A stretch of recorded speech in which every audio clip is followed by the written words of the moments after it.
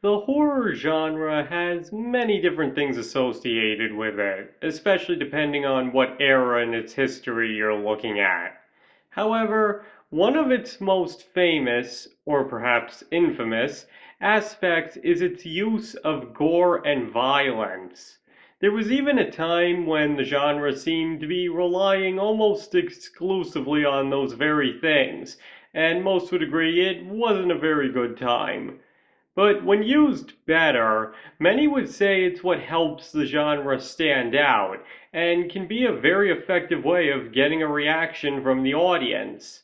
So, with that being said, it might come as a surprise to most that it was actually a Western that inspired the turn towards the more violent and gory in horror movies.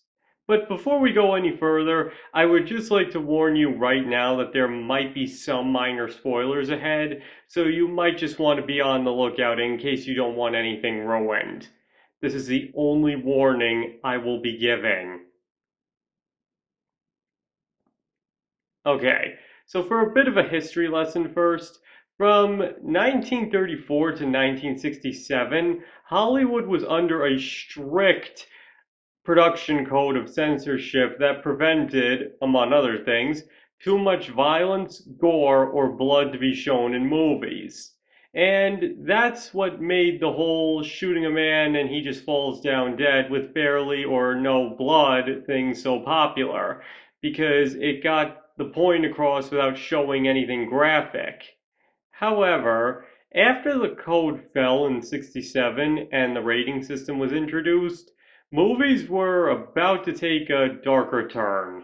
And that's where we get to one particular Western that would go on to inspire the horror genre, specifically The Wild Bunch.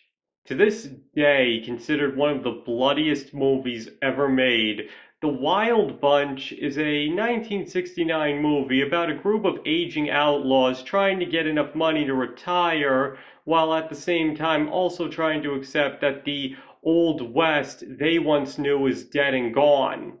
But between all of that, there's quite a few shootouts that leave an absolute mess in their wake, and culminates in a climax that would give the church scene in Kingsman the Secret Service a run for its money. But because I obviously can't show any of that, hopefully what I'm saying will give you at least an idea of the carnage in this movie.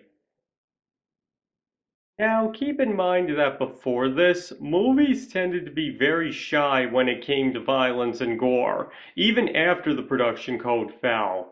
But it was movies like The Wild Bunch that helped open the floodgates to what was acceptable to show on screen, though A Clockwork Orange would prove even more revolutionary in this regard.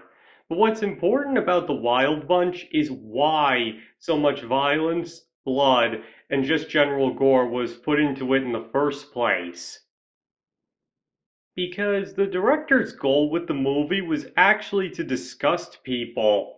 He felt that after so many years of the audience just watching people get shot, fall over, and die, that they had become completely desensitized to what it really means to get shot and killed. He wanted to show the damage bullets really do, how it looks when people really get shot, to show how bloody, messy, and inhumane it all really is. And he wanted this to culminate in a climax where hundreds of people are mowed down in a hail of bullets in an attempt to show just how horrible the violence they had become so accustomed to really was. In other words, the shootouts weren't so bloody for shock value, and the climax wasn't so over the top for the sake of action. It was all done with a deliberate intent to make people see that this stuff shouldn't be glorified. Only it didn't turn out that way, because he ended up doing his job too well. You see, while at first the audience was indeed disgusted and horrified by what they were seeing, by the time of the huge shootout at the climax, that feeling had come all the way back around, and the audience actually started to enjoy all the carnage they were witnessing. Because what they only found out after the fact was seeing so much blood and violence had unlocked primal urges within the people watching it, violent urges that we as a civilization have long since suppressed. And that, combined with the subconscious comfort of knowing that what they were seeing wasn't actually real, caused the audience to get a major rush off of the climax instead of being left nauseated, horrified, and completely disgusted like the director had intended. And once this information came out, many people started taking notes of the fact that the audience actually enjoyed something so violent and thus started injecting quite a bit of it into their own movies as well, sometimes even using it as a selling point. And nowhere was this more useful than in the horror genre. It took them a few years to really get the hang of it, but by 1974 in movies like the Texas Chainsaw Massacre, horror movies had reached a whole new level of scaring people, using violence, gore, and blood to evoke a level of fear that the audience had never in their lives experienced before, while also secretly giving them a high from everything they were witnessing as well. In fact, this discovery may have even been what gave rise to the slasher films of the following decade. Take a bunch of unlikable characters and have them killed off graphically, thus both scaring the audience as well as letting them take their primal pleasure in what they're seeing at the same time. So it's then kind of ironic that one of the most synonymous things with the horror genre started out as a man trying to evoke disgust from the audience and doing the exact opposite. But again, while horror movies, and even some other genres, did have their violent moments before that, it was really once the Wild Bunch came out and showed people that audiences liked violence that they really embraced it. Now, while today some have gotten tired of the constant blood and gore, keep in mind that in 1969, nobody had ever experienced anything like the Wild Bunch before, short of seeing a real massacre, and I can assure you that unless the person in question was a complete psychopath, they would not have taken pleasure in that.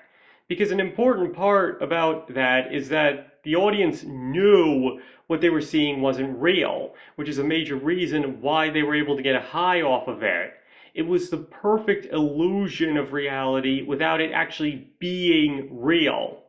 But in the end, it's almost kind of funny how a Western about old outlaws with a broken code trying to fight against new age criminals that don't have any morals ended up setting a precedent in movies, and especially the horror genre, for how the audience would perceive violence on screen.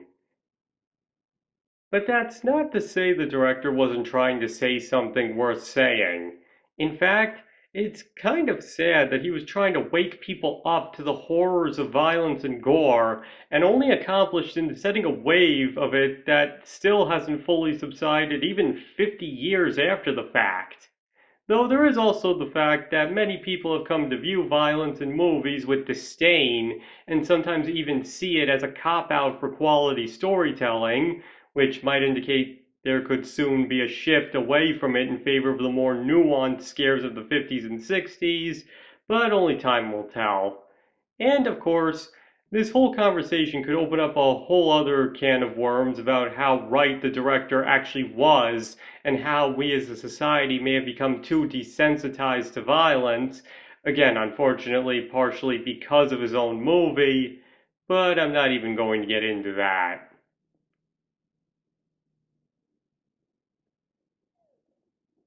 Alright, I think that's everything I wanted to cover.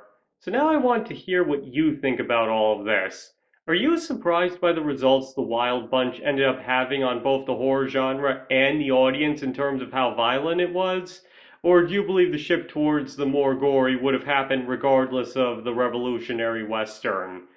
Please let me know your thoughts in the comments below. And thank you all for watching. I very much appreciate it, and I hope to see you all next time.